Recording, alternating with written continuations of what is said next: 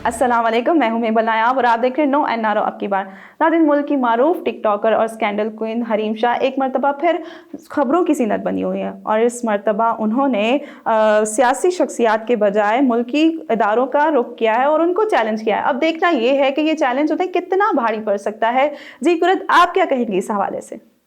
देखिए मेबल, हम टिकटॉक की बात करते हैं, कितने सारे लोग जो है ये ऐप यूज़ करते हैं, कितनी सारी ख़वातीन इसमें होती हैं, लड़कियां होती हैं, ऊट पटांग किस्म की हरकतें कर रही होती हैं। लेकिन जब हम देखते हैं तो हरीम शाह हमेशा जो है वो सर फ़हरिस्त होती हैं, हमेशा लोग उनको तनकीद का निशाना बनाते हैं। वो तो नॉर्मल से टिकटॉक बनाती हैं, पता नहीं क्यों लोग जो है हमेशा उनको क्रिटिसाइज़ करने पर लगे होते हैं।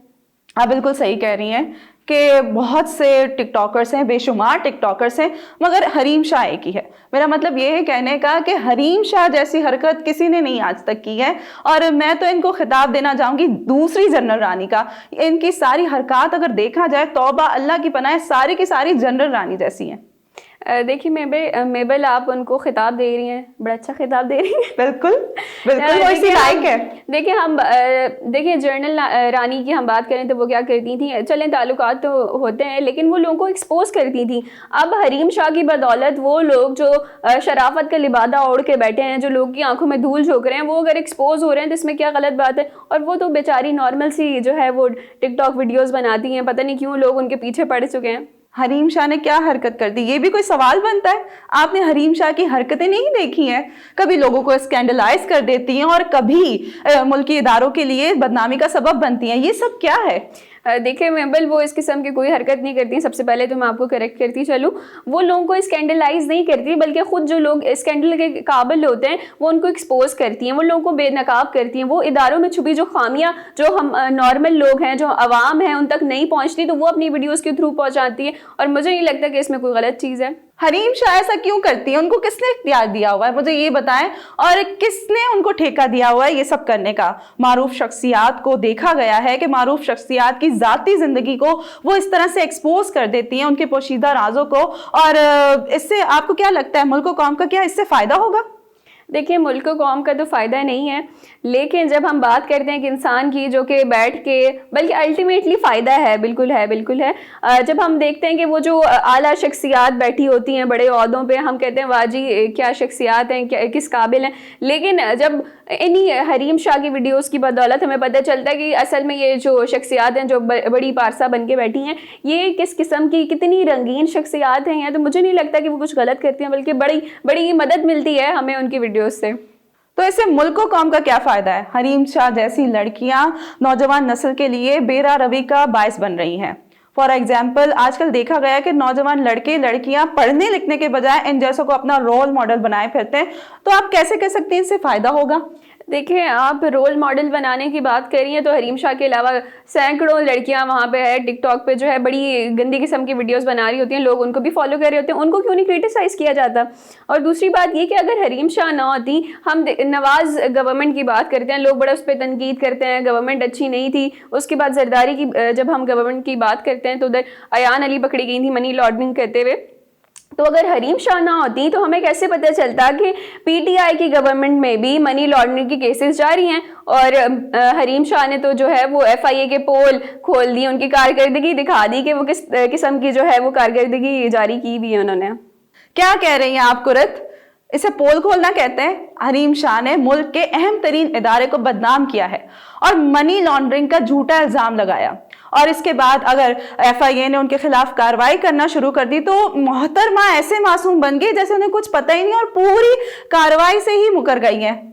देखिए मेबल, ऐसा कुछ भी नहीं है। हरीम शाह की हम बात करें, चलें, उन्होंने बताया मनी लॉन्ड्रिंग का सब कुछ है, लेकिन एफआईए भी तहकीकात करे, कोई मसला नहीं है, आप आराम से तहकीकात करें। लेकिन ये कौन सा इंसाफ हुआ कि आप तहकीकात करने से कबल जो है वो उनको आप उनके अकाउंट को सीज कर दिया गया, उनको बताए बगैर? इस किस्म की तो तहकीकात नहीं की जाती हैं। और दूसरा ये कि एफआईए की जो खामियां थी उन्होंने वो बताई हैं।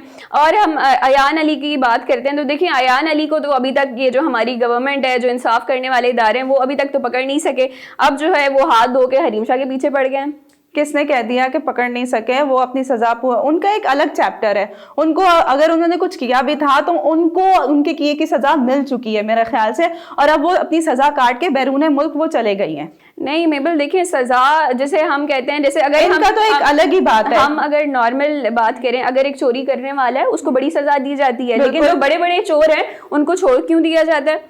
अब अयान अली की जहाँ तक हमने बात की, वो बच गई हैं, क्यों? क्योंकि बहुत बड़े सियासी शख्सियत का उनके सर पे हाथ था, जिसकी वजह से वो बच चुकी हैं। ये भी तो बड़ी चोर है ना कुरत, ये भी तो, और देखा जाए तो इनके ऊपर भी बड़ी बड़ी शख्सियत का हाथ है। ऐसे ही तो नहीं ना इंसान, आप कभी फॉरेन हाउस चली जाती हैं और वहां पर जाके आप सेल्फीज बनाती हैं, कभी आप बनी गाला चली जाती हैं, कभी आप चली जाती हैं वजीर आजम हाउस, ऐसे ही तो नहीं किसी को आपकी और मेरी रसाई वहां तक क्यों नहीं है?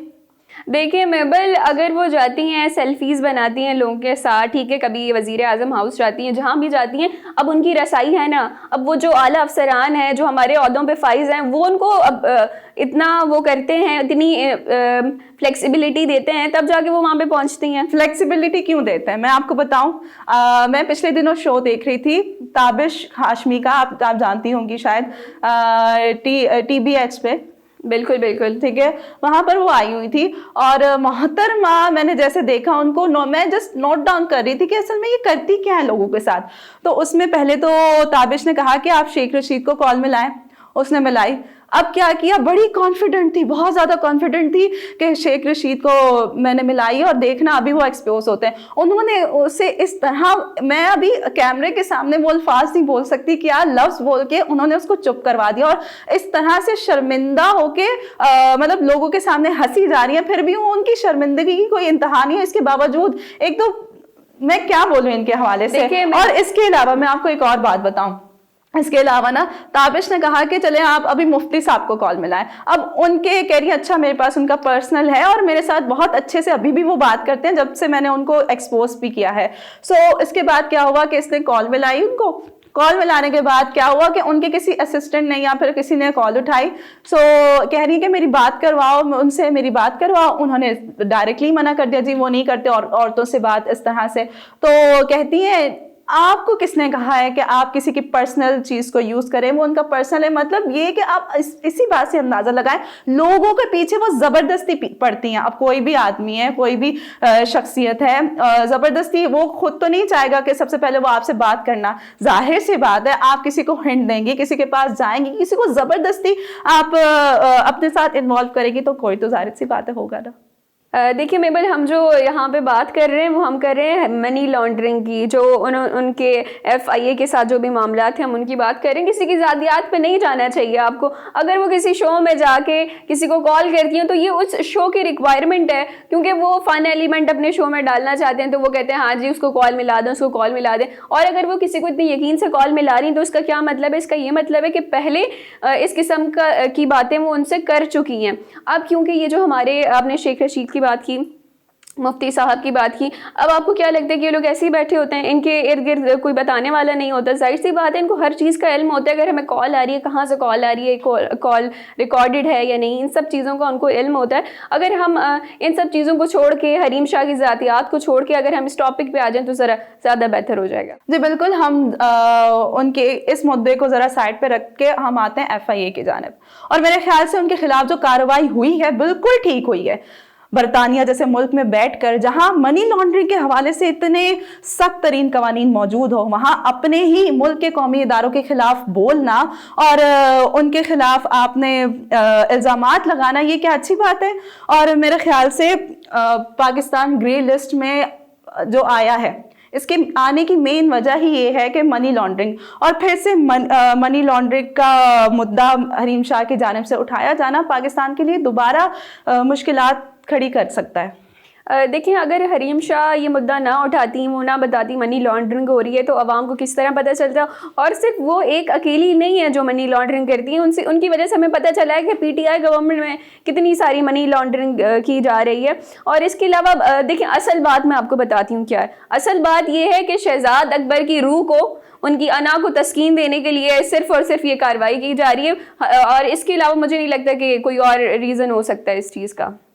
आप मुल्क के वक़ार को दाव पे लगाकर और फिर कहती हैं, और फिर आप मज़लूमियत का इजहार करती हैं और आप ये कहती हैं कि मैंने तो कुछ भी नहीं किया। और रही बात शहजाद अकबर की, वो तो अब अपने ओहदे पर ही नहीं है, तो इनको अब किससे डर है?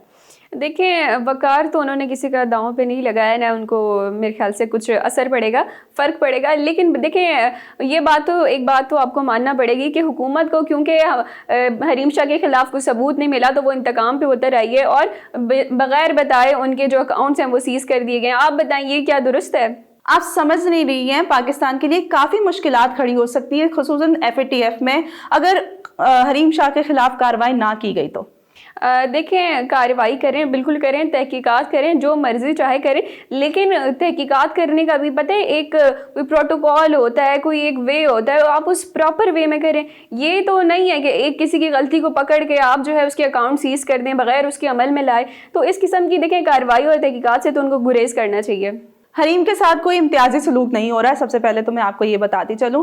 और इसके बाद ये है कि तहकीकात की जद में आने वाले हर शख्स को इन्हीं मराहिल से गुजरना पड़ता है, फिर चाहे वो सियासी शख्सियात ही क्यों ना हो। आपके सामने इनकी लातादाद मिसालें मौजूद हैं। देखिए, मराइल से तो गुजरना पड़ता है, लेकिन आप मुझे ये बताएं कि इन सब का क्या फ़ायदा होगा? हुकूमत तो बजाय ये कि हरीम शाह को बदनाम करने के चक्कर में लगी है, लेकिन बजाय कि हरीम शाह बदनाम हो, उनकी शोहरत में मज़ीद इजाफा होता जा रहा है। और आप बताएंगे इन सब चीज़ों का क्या फ़ायदा होने वाला है? हरीम शाह का केस भी अयान अली की तरह उड़ जाएगा और वो भी उनकी तरह फ़रार हो जाएंगी, बच जाएंगी। आपकी इत्तला के लिए अर्ज़ है, इस बार हुकूमत बहुत संजीदा है, क्योंकि अब आ गया FATF का मामला। सो हुकूमत हरगिज़ नहीं चाहेगी कि वो इस मामले को ऐसे ही जाने दे, वो इस मामले को पाया तकमील तक पहुंचाएगी और आप देखना कि इनको मिसाल भी बनाएगी दूसरों के खिलाफ। जी मेवल, बिल्कुल उम्मीद करते हैं कि जिस इदारे का आपने बताया उसके सिस्टम हमारे दूसरे जो बाकी इदारे उनके सिस्टम्स की तरह ना हो, उनमें खामियां ना हो, और ये हमारे जो इदारे जो करप्शन के ख़िलाफ़ काम करते हैं, मनी लॉन्ड्रिंग के ख़िलाफ़ काम करते हैं, उम्मीद करती हूँ कि वो जो है ज़रा बेहतर तौर पर काम कर सकें। और नाज़रीन, अपने जितने भी हरीम शाह के अलावा भी जितने भी टिकटॉकर्स हैं उनको यही कहेंगे कि आप वीडियो बनाएँ, ज़रूर बनाएँ, लेकिन ज़रा ढंग की बनाएँ, वीडियो ऐसी हो कि जिसकी वजह से हमारे पाकिस्तान का नाम बदनाम ना हो। नाज़रीन, आज के लिए इतना, उम्मीद करते हैं कि आपको प्रोग्राम पसंद आएगा। फिर हाजिर होंगे किसी नए मौजू के साथ, तब तक के लिए इजाज़त दीजिए। अल्लाह हाफ़िज़।